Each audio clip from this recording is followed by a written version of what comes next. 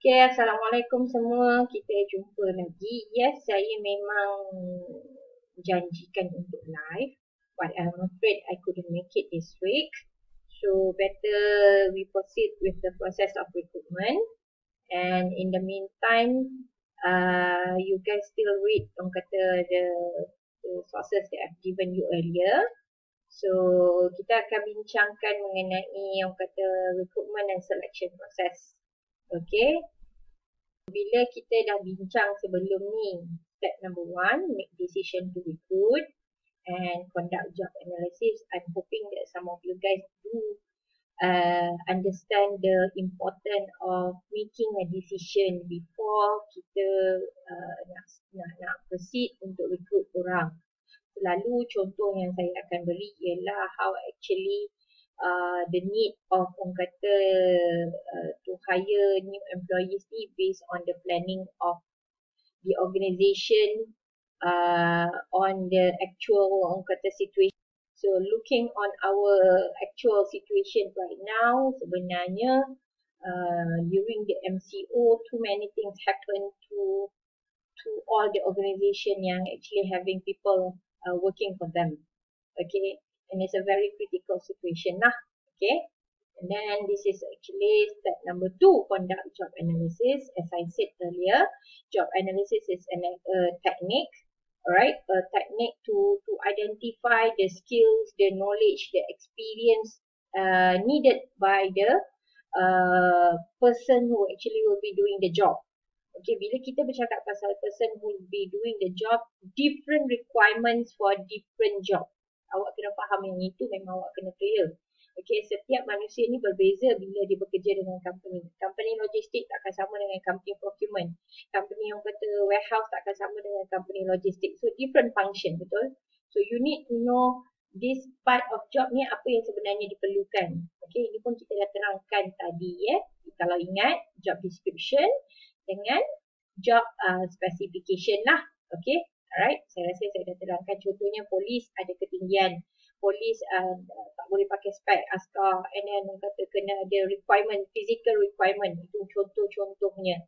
You can just go to newspaper and look upon advertisement for job.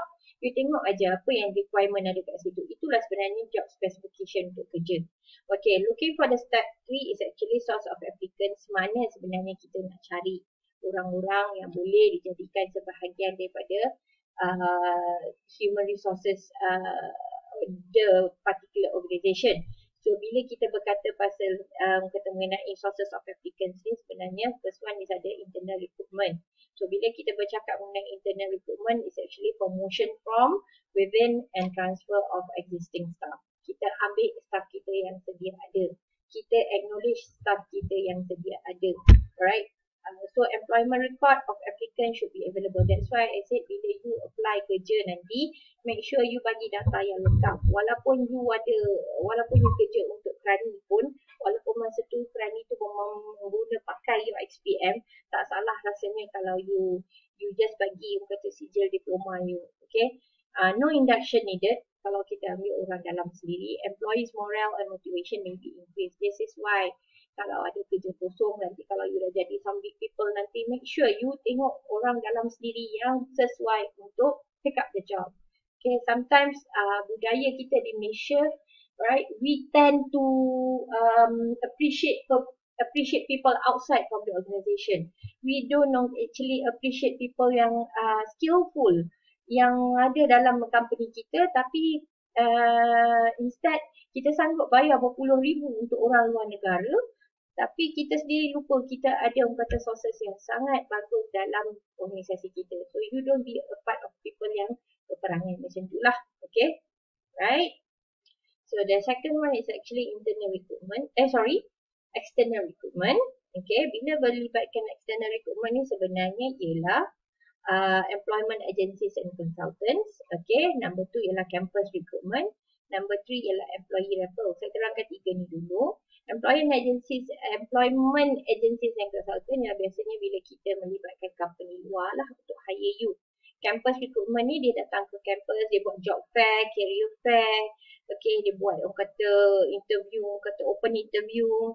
Dan employee referrals ialah bila you letak kat dalam resume you, siapa yang sebenarnya refer you ataupun kesnya ialah bila melibatkan your uncle give your name to the boss. Anak buah saya ni sekarang tengah cari kerja. So boleh tak bos panggil dia? Dia okey sangat ni. Nampak tak? Macam tu lah gayanya. Okay, right? So, and unsolicited applicants. Kalau you masih ingat lagi, kalau you hantar resume nanti, alright, tak semua kerja akan panggil you. So, biasanya kita akan simpan data-data you. So, itu maksudnya unsolicited applicants lah. Okay. And the internet, okay, external kita panggil lah, sejak orang kata kita panggil advertise daripada website, social media, WhatsApp, Facebook, okay, advertising in the mass media through posters, banners, expo, factory, mana-mana pekerja kata diperlukan, okay, right, tapi buat masa sekarang, dalam keadaan sekarang ni, I don't think so, you akan jumpa lah, okay. So, step number 4, sources technique collecting information. Okay, applicant okay, actually bila dia form isi form tu, kalau you perasan lah kan, you akan isi application form. Berapa orang je yang actually ambil inisiatif untuk isi sedetail mungkin, dan berapa orang saja yang sebenarnya bawa cover letter, dan berapa orang sebenarnya bawa resume. So benda-benda macam ni sekarang ni kalau you tengok trend sekarang dah ada video resume dah. Okay, right, so it's a short written description of your kata education, qualification, previous job, dan sometimes also your personal interest. Okay, kita dah belajar benda ni masa you part 2. So basically you kena faham lah ya. Okay, so reference check kat dalam kata resume tu ataupun dalam borang tu akan bagi. Okay, right, so ini sebenarnya dalam mana kita nak dapat maklumat mengenai you.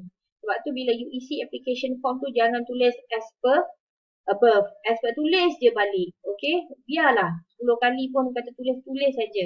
Tak ada masalah pun sebab yang nak kerja you.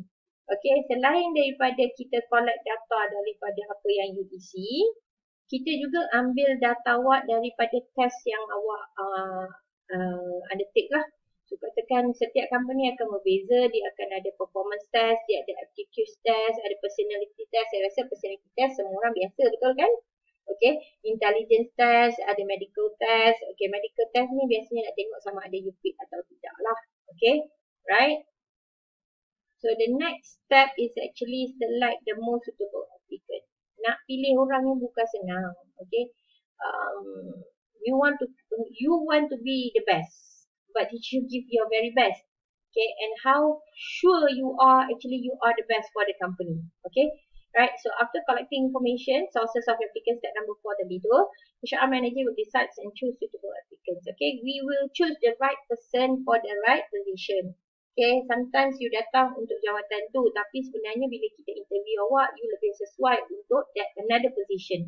Okay, and ini yang kita selalu bila orang kata issues and problems relating to recruitment and selection. Remember kita bukan hire robot, kita hire manusia. Bila hire manusia ni, we tend to kata bias tu tetap akan ada lah. Bias kita akan belajar the next chapter, alright. So bila isu-isu problems yang orang kata issues or problems relating to recruitment and selection ni, the first one is nepotism.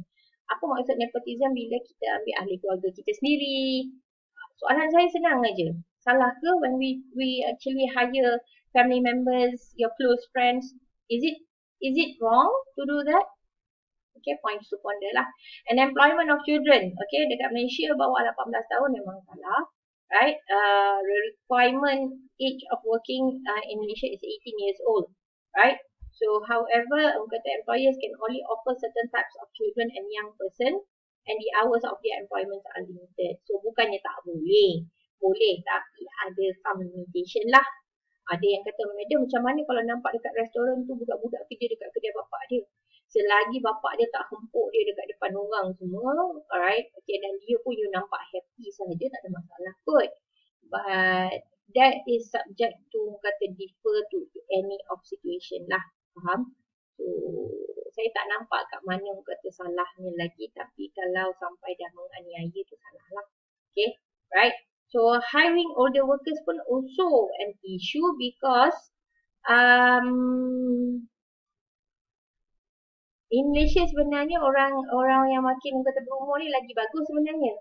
So you guys have to be the best from the best lama kot nak capai orang kata kriteria orang-orang yang ada sekarang. You tengok sendiri Perdana Menteri yang sebelum ni, sebelum Tan Sri Muhyiddin, dah 2 kali jadi Perdana Menteri.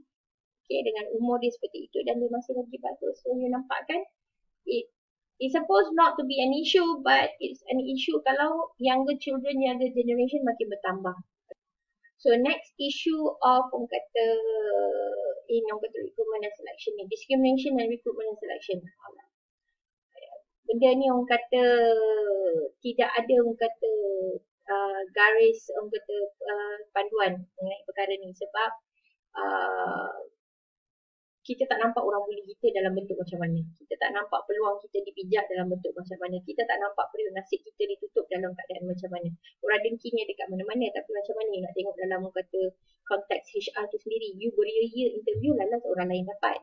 So it will be very abstract, but again kita ada faith, kita ada agama, kita ada orang kata tempat untuk kita menadarkan untuk berdoa. Doa insyaAllah supaya yang baik-baik aja berlaku pada kita.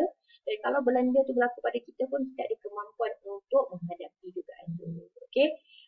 Nampak macam orang kata, apa benda ni? But bila dah kerja nanti baru you akan faham apa yang saya kata.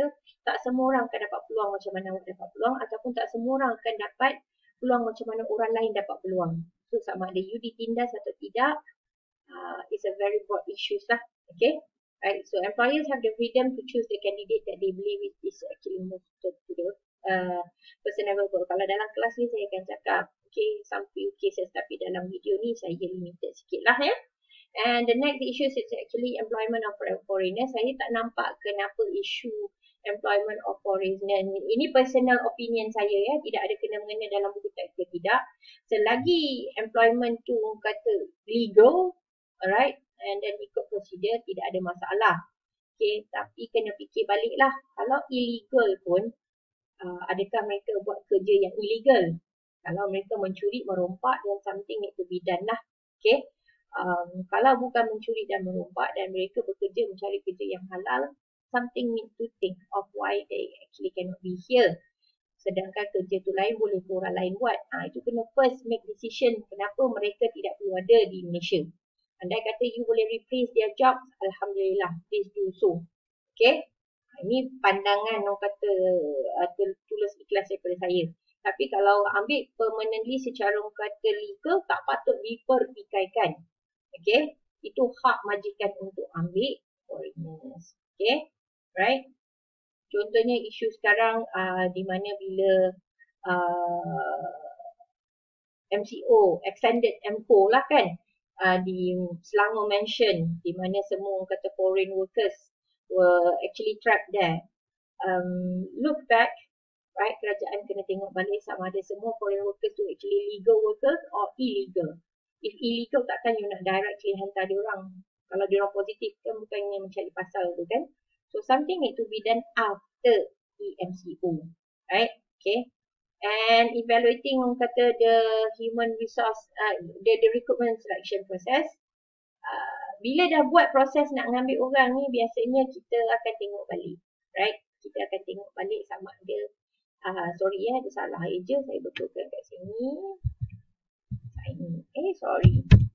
Ni kita dapat tengok. Okay. All human resource management practices and processes needed to be evaluated. Okay, kena juga evaluate. Tak boleh terus-terus kata ini is the best. Orang kata the best procedure for everyone. Setiap masa kita kena muzakarah, okay, muhasabah dan fikir balik, right? In a very normal way of saying it is evaluate everything when you already done, orang kata did something. Okay, so step 6 is actually offering a contract of employment. So, bila contract of employment ni sebenarnya agreement. Okay. It's an agreement whereby the employer agrees to remunerate ataupun compensate an employer for the services of work performed and the employee agrees to work for the employer. Contract of service ataupun for service ni. Siapa yang dah belajar law kena faham apa COS dengan apa CFS. Contract of service or contract for service. Okay. Kenapa pentingnya contract of employment? Kita kena ada akad. Bila ada akad, baru kerja boleh jalan. So, bila ada hitam putih, barulah cantik kata hubungan you dengan organisasi. Minimize the disputes between the employer and his employer. Okay? Right? So, kita nak bercakap pasal orang kata minimize dispute. Kenapa minimize dispute ni penting sangat ni? Tak nak ada percanggahan. Dengan adanya contract employment ni, sebenarnya dia bind. Okay, dia bind. Okay, dia bind orang kata the whole thing. So, it ensures the employee knows what is expected of him. It states the, okay, minimum benefits for the employee within their scope. It minimizes inquiries from the employee to the human resource department to avoid any misunderstanding before the employee reports duty. Okay, so saya ulang balik ya. So first thing ialah minimize dispute. So it ensures the employee knows what is expected. Okay, ini minimize dispute and minimum benefits. Okay, minimize inquiries and avoid any misunderstanding. Okay, so bila jadi macam ni, orang kata awak kena faham lah, right? Kenapa pentingnya ada kontrak, kenapa pentingnya ada letter of appointment, kenapa pentingnya you kena belajar, orang kata apa-apa sahaja kerja kena ada akad. Okay, aku beri kau kerja ni, okay, aku terima kerja ni, kena cakap ataupun kena faham. Okay, right? So bila jadi macam ni, awak kena orang kata bila awak terima kerja nanti, make sure that you clear everything. Jangan orang kata suka-suka je terima kerja tu tanpa orang kata, tanpa tahu apa yang patut awak buat. Okay. So express apa orang kata terms of the contract. Okay. So bila kita kata term of the contract ni, express terms are those terms agreed to by the parties, whether by the way of oral agreement or in writing. Okay, biasanya nampak written terms are usually included in the employee letter of appointment, a collective agreement ataupun orang kata where the workers are represented by a trade union or company handbook. So saya ulang semula, express terms of the contract ialah terms agreed to by the parties, okay, whether by the way of oral agreement or in writing. Kalau katakan oral agreement ialah awak ambil contoh bila melibatkan contohnya kerja-kerja kontrak membersihkan. Okay, kau bersihkan aku punya laman ni, aku bagi kau RM50.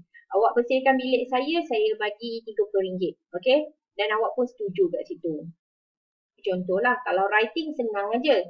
Nampak, sign. Dapat surat, sign. Okay.